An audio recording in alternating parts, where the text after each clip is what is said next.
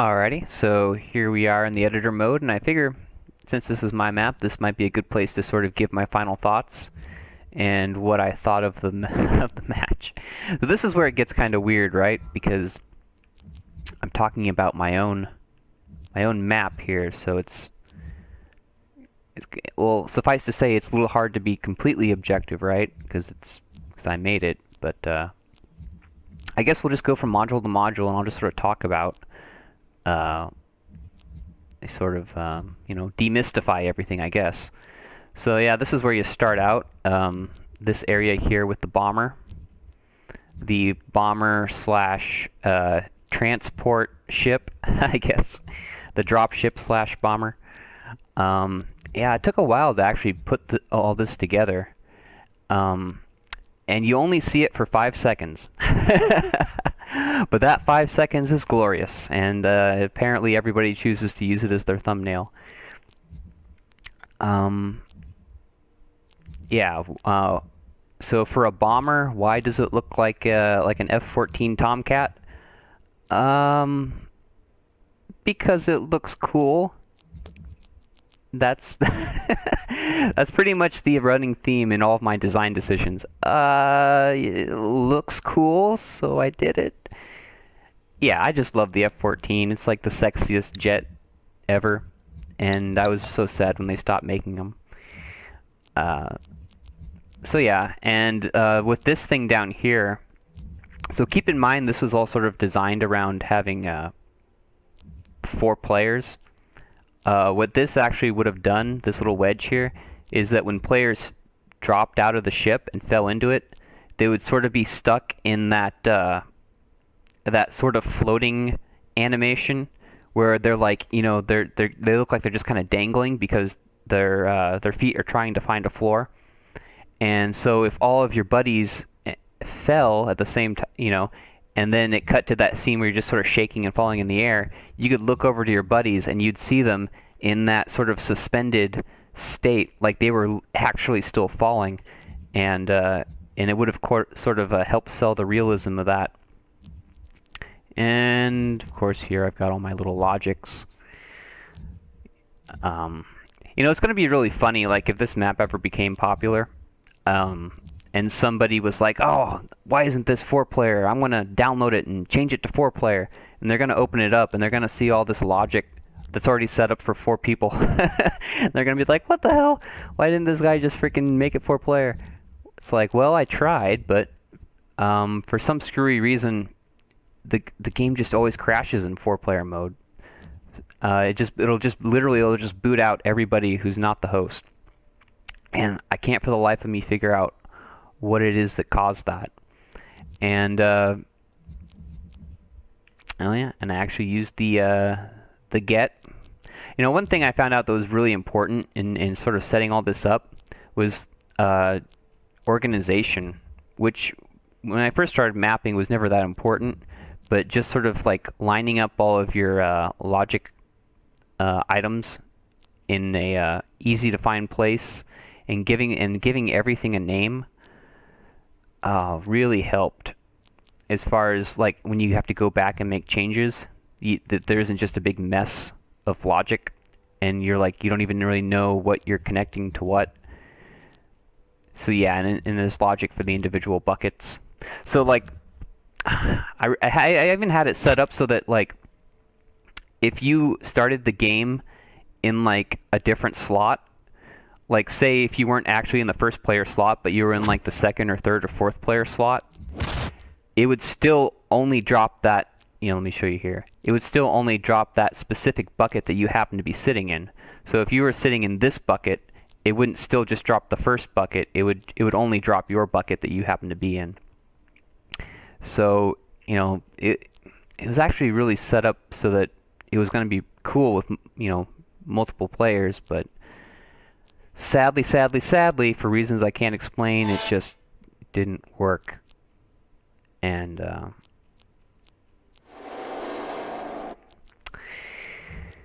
yep, so that's this. And of course, you've got your little bomber captain in here. And these are his seatbelt was actually 2 chairs. Let me see if I can show you. Yeah. It's actually I actually just used these chairs and just turned them around backward to make his seatbelt. But well, yep, that's the bomber. All right, here's the first level that you get dropped into, and this is sort of this is supposed to be the industrial sector, and a lot of the design decision here was sort of inspired by like sci-fi art. Like if you just go onto Google and you type in like science fiction art, and you just sort of look at all the different things that people have, really talented artists have come up with as far as like sort of sci-fi architecture and things like that. Some really inspirational stuff there. And a lot of it you really can't be purposed for Doom, but some of it kind of can. And if you just sort of look at some of that stuff, it can help you get some ideas as far as like sort of art direction, and like you can think of sort of like how you can sort of adapt some sort of interesting design elements into your map in a way like, this kind of nonsense here. I mean, what does this do? I don't know. It looks cool though. So like, I mean, that's basically everything in this map. What does it do? I don't know, but it looks cool. Like these, what do they do? Well, they slide back and forth. I don't know. Or this. This I always just assumed was like like a something that just would like carry cargo from that building to this building back and forth, but it ends up just serving as a place for the player to respawn after they complete the afterlife module. And it's just a wall of gears.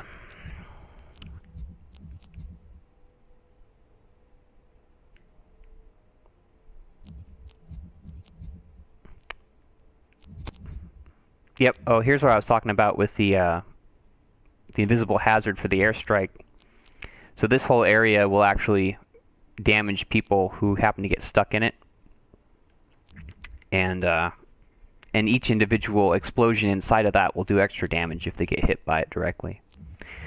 So one of the other things I guess I could mention since I'm here is when I was trying to get the monsters to spawn in, I was trying to think of a system, and I was going to do. I started out trying to do like an AI conductor, but the problem with that was that it was just super slow. Like it would just take so long to like start spawning enemies in, and it really didn't fit the fast-paced style that I needed this map to have. So I ended up doing what I didn't want to do, which was put in all of these demons individually, and I just have a random sequencer here where anytime one of these guys dies, it tests this boolean here, and if the level is still incomplete, then it will activate a random relay, and it'll just spawn another monster somewhere. And so sometimes you end up, with a bunch of weak guys. Sometimes you end up with a bunch of strong guys, and it's all just kind of different. And then with some of the enemies, they start out up here on these platforms, and they sort of jump down to you, right there and there.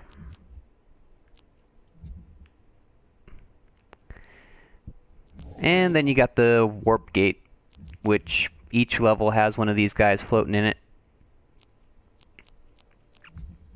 Yep. That's about all I got to say about this level. Let's go ahead and move on to the next part. This area. This area is just basically a giant trench.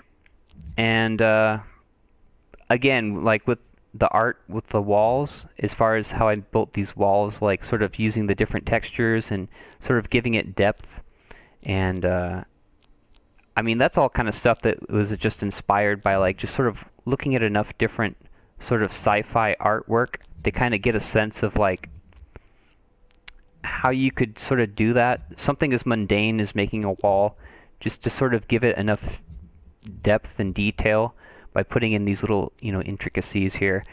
You could end up taking something that would otherwise look just a wall, but you can, if you layer in these different sizes and textures and patterns, you can actually make it look more interesting. And that's kind of what I did, and I think that helps sort of sell the look of this level with something like that. And this is actually climbable. You can climb up the side here to get to the armory or up to operations, which so far I haven't seen anybody actually do. They always just take the airlift up there. And oh yeah, and these guns are just going off the entire time. So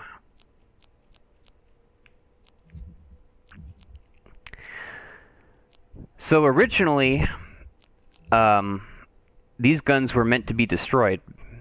So you would come into this level and your airstrike would be disabled, and then there was a little text that popped up that said, "Oh, the bomber can't get to you because these AA guns are defending the area, so you got to go blow them up." And then you would have to come blow up these guns, and then once you had blown up all 4 of them, then you would have your airstrike enabled. The problem with that was kind of twofold, which the first one was, I thought I didn't make it necessary for you to blow up these guns to advance to the next area, so I felt like, well, a lot of people aren't even going to bother with it. They're just going to keep on going. And secondly, it just took up so much dang memory to have such a thing put in, because all of these turrets had to be non-static, which meant that you're going to take up more memory. Plus, I had to have animations for blowing them up, and it was just way more hassle and network than for the payoff, which was honestly kind of minimal. And actually, let me show you something real cool real quick. So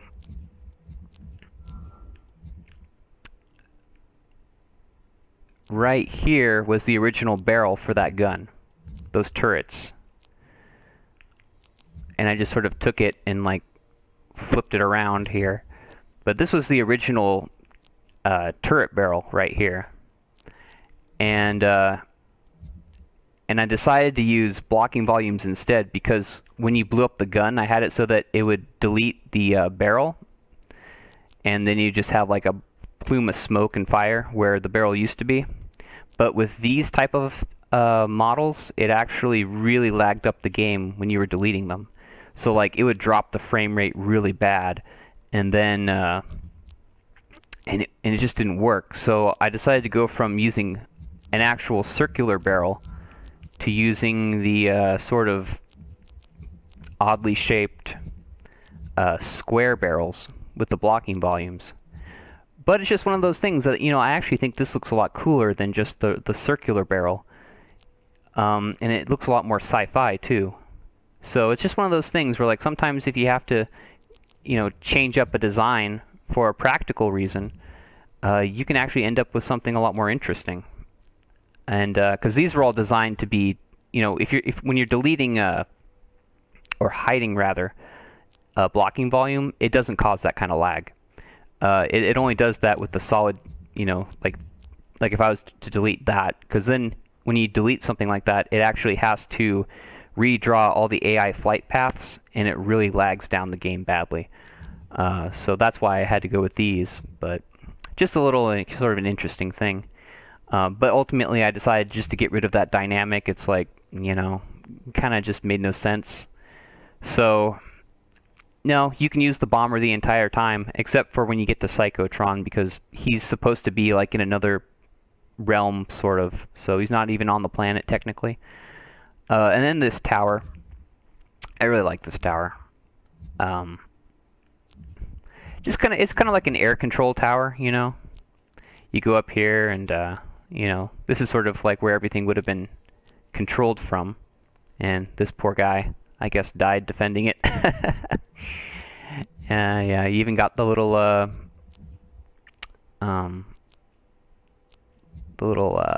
satellite dish, I guess. And it was just like, yeah, I just kind of like the look of it. It almost looks like the Space Needle in a way. Um, hmm. Well, yep, that's about all I have to say about this level. And let's go to Cyber City. Yeah, again, a lot of this was sort of taken from cyberpunk artwork. Just sort of the the bizarre designs of the buildings, and trying to recreate it in almost a Tron-esque sort of art direction, with using the bloom to sort of outline the edges of the building, of these different buildings. So yeah, kind of like a cyberpunk mixed with Tron sort of design choice going on here, but I think it works pretty well. And then sort of contrasted with the darkness of the rest of the level, it makes these blooming buildings, I guess, stand out a little more, and which is kind of a good thing and a bad thing, because while it makes the buildings look better, gameplay-wise, it does make the level a little darker than I kind of wanted it to be. But it was just one of those trade-offs where I was like, oh, yeah, I still just want to have it. But you know, it's still playable. I mean, some people say it you know, hurts their eyes or something, but for me, I don't have that problem.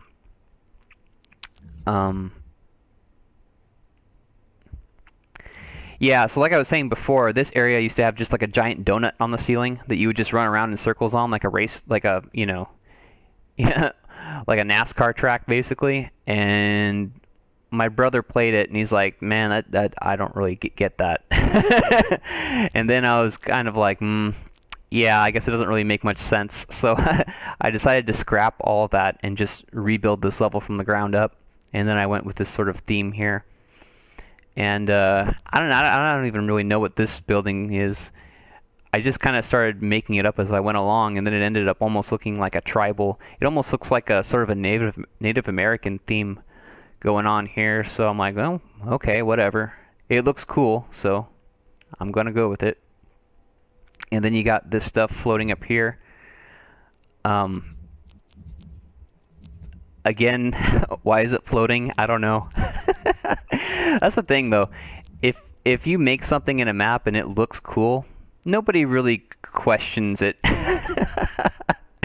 You know, no one's really going to be critical of like, why is all this stuff just floating? Why do you have a cube that's, you know,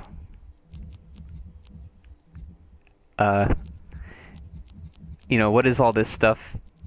This blue and this fireworks stuff going on over here. If it looks good, people just roll with it. So, yep. And there's my mech, friendly mech. Yeah, getting the lasers going was kind of interesting too, because it's basically just like I had to make like this glass blocking volume, and then lay this really cover it with these decals, and the decals will only show up if there's something under it. So when you make the blocking volume inside of it disappear, it just automatically makes the decals disappear. But the problem was, part of the decals, see, like if I move that, like you can see like where the laser hits the floor, you could see part of that decal like sort of stuck onto the floor. So it actually looked really bad. So that's why I put these sort of damage marks on top of it to sort of cover that up. And yep, and that's this level. Show you Psychotron. I'm being really in depth here, but you know, I might as well, since look at this guy. Yeah. So design-wise, he kind of looks almost a little bit like the Terminator, or actually like a if you ever played Warhammer 40K, he kind of looks like one of the Necrons. And actually, one way that actually was really helpful for me to try to work the design, like kind of doing like the face and everything, was look up like like Terminator built from Legos or Minecraft Terminator, because then you can get some ideas of things that people have made using like either Lego bricks or Minecraft blocks, which is basically the same as you using a blocking volume. So certain things are kind of almost impossible to make. Uh, like Z-Manzilla was talking about how he was trying to make a roast chicken out of blocking volumes and it just wasn't working for various reasons. But if you were to see like a Minecraft roast chicken or a Lego roast chicken, you might see like how somebody was able to make that using those very limited blocking volumes and somehow find a way to make it work. And that's sort of a good place to get some inspiration, is see what people are able to do with similar building material that you have to work with, which is blocks essentially, when you're trying to do this sort of custom blocking volume type of stuff. And yeah, like I said earlier, like each of his arms sort of move independently. You got random relays for his right arm that sequence the different moves and attacks, and then for his left arm. And then, you know, his super attack here, which only happens if both of his arms happen to be in the right spot. Then it'll trigger that attack. Otherwise, his arm just sort of hangs there. Oh yeah, and these walls were actually part of, when I was saying that room with the donut in the ceiling, these walls were part of that area also. So yeah, like when I tore apart that third arena, some of the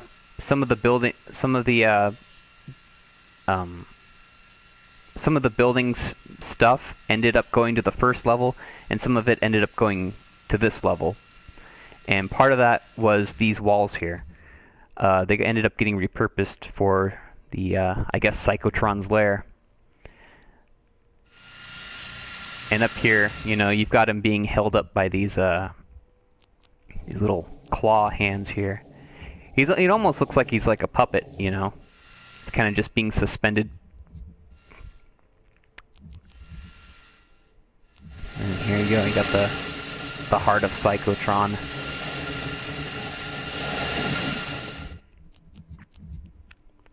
I was gonna do a thing early on where, you know, Psychotron is like wearing some kind of like a mask or something, so you can't really see his face.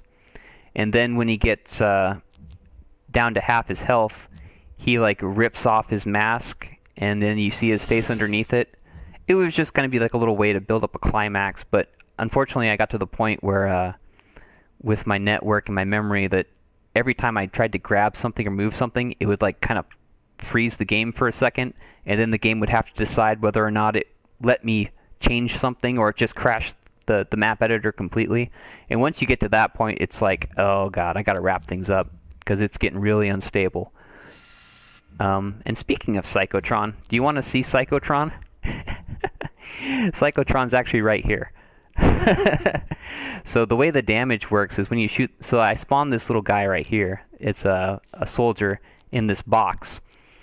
And when you go to fight Psychotron, and he actually represents Psychotron's health. And every time you reach the damage counter shooting his heart, it spawns an explosion inside this box that damages this guy. And he's got a bunch of health, and he basically represents Psychotron's damage. So, kind of a silly way to do it, I guess, but that's what I ended up doing. Oh yeah, and this room is just sort of the central hub for a lot of the logic. So, you know, in here, this is all the score stuff that runs the upgrades, and I have it set up for 4 players. So it'll, you know, depending on the score, it'll upgrade the health and damage. And here's the bosses in the first level. Bosses for the second and third levels here.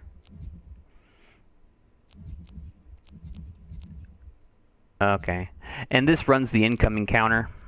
Whenever you have an AI killed, it'll test to see which level you're in, and then it'll change the counter appropriately.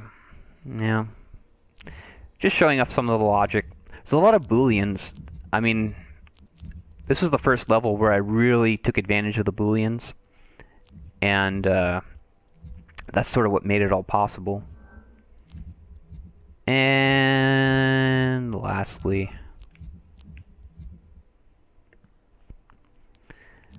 we've got this level, or this module, the Afterlife module, which a lot of people really hate this part, specifically because of this Wall of Torment, because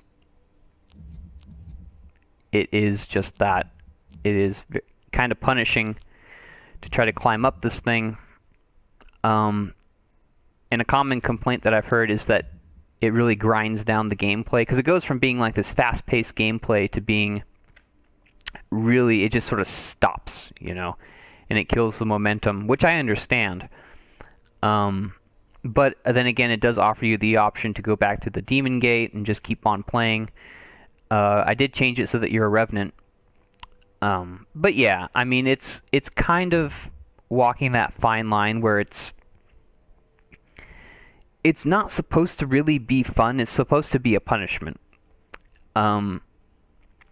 'Cause my personal philosophy on like sort of death mechanics is you want to punish the player at least a little bit, because if you don't punish the player for death at all, what ends up happening is they get kind of apathetic, and they start playing sloppy, because they once they realize there's no negative enforcing, there's no negative punishment for death, they won't be too concerned about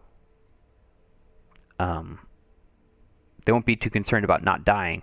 So it ends up causing people to play sloppy, and it ultimately has a negative impact on the overall fun that someone will have playing it. Now, I know everybody's different, but for me personally, when the stakes are high, that makes me really focus on what's happening while I'm playing, because you know you're trying to avoid that unpleasant fate of potentially having to climb up this horrible wall.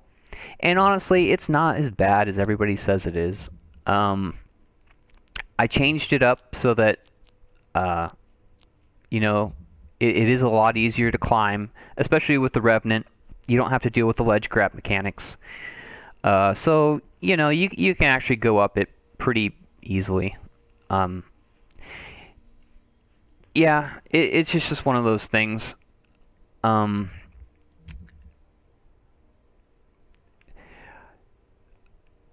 not sure. I mean, thinking about it, even at the time, I wasn't really sure if I should even include this module at all, because this module doesn't even really fit in with the rest of the game. Because what I could have done is I could have just had it so that when the player dies, they just respawn in the bomber, and the bomber drops them, and then they just land at whatever module they happen to die in, which probably is what I should have done. But I also kind of had an idea to do this type of a module too, this sort of death element, where you die and then you show up in this sort of area where it's like a waypoint between you just going back in and playing as a demon, or you having to climb this terrible wall. And I just thought it was an interesting thing. The only thing is it's not really specific to the rest of the game. Like this module and this element could have been tacked on to any other map, and it would have been just as appropriate or inappropriate, but there's nothing about it that's really specific to the Psychotron rest of the level. So that's one thing I guess I'm a little bit not as happy about. But yep, that's about it. There's not a lot I guess I can say about the design. I just wanted it to look kind of old and strange, and kind of like this little spirally stairway down. But yeah, it was I don't know what to say. So I guess I'm going to go ahead and get into my favorite, least favorite. So my favorite thing about the Psychotron level, I really love the fast pace of it. I like how, you can just run so super quick, and then you're just fighting so many enemies, but because you've got upgrades, you actually are able to fight all those enemies. So whereas normally, if you were to fight all of the enemies that you have to fight in this level, you would just get murdered. Like, you wouldn't even have a chance. But because you've earned all these upgrades, you can actually go toe-to-toe with all of them. And because the game is moving so fast, you can actually sort of outmaneuver like an entire room full. And that's why I had to use these big, massive grid room arenas, because when you end up moving that fast, you have to have a ton of space. Otherwise, it is literally unplayable. If I was to put somebody into just like a regular module, a regular small to medium-sized module, and give them that kind of speed, it would just completely be unplayable. But when you're in a giant grid room arena, you can just sort of zip around, and you have enough space to kind of maneuver where it isn't a problem. So yeah, the whole speed design element to it, I really liked. My least favorite thing about this level has to be the fact that I couldn't get multiplayer to work, because it really was designed around multiplayer, and the fact that whether it was something I did wrong or whether it was because it's just some limitation within the game itself, I wasn't able to get it to actually run. Really bums me out, and actually reading some of the comments, it does bum out some of the other people that saw this map and were under the impression that it was going to be multiplayer, and were disappointed to find out that it in fact was not. And also, kind of another thing I don't like is the initial implementation of the Wall of Torment. Relying on... Well, first of all, just sort of the mechanics of it were kind of screwy, because everything's set up to be sort of random as far as the blocks coming in and out. I should have done something where you could gauge what blocks were going to move before they actually moved, or some kind of visual, like maybe like the spot where the block comes out like starts bleeding or something before it actually comes out, so that you have a little bit of a heads up on what's going to happen, so it's not totally left up to fate. And just sort of the way it was kind of too difficult when I first released it, and ultimately back when I had it as the Baron ledge grab mechanics, expecting people to be comfortable jumping around with the Baron obviously was a mistake. So sort of, I would say the rollout was a little bit botched in a lot of ways. But aside from that, that is probably the most in-depth dissertation of any map I've ever done, but, if I'm going to do it, I might as well do it thoroughly. So, that was Psychotron, and BAD Fluppy, I hope this was all you wanted it to be. Yeah, it was kind of interesting to do a playthrough and sort of a commentary on one of my own maps. And honestly, this is something I would like to see other YouTubers do. Is kind of like a director's commentary on some of their more popular maps. I think it would actually be kind of interesting, to see see some of these other people with these popular maps sort of dive into it the way I'm doing now, like even just jumping into the editor and just sort of talking about what they were doing and what sort of motivated their design decisions, and kind of giving a behind-the-scenes look at some of the more interesting maps that we've all played. I think that would be a really cool thing to see some more of these YouTubers start to do. So I hope everybody enjoyed this, and until next time, peace out.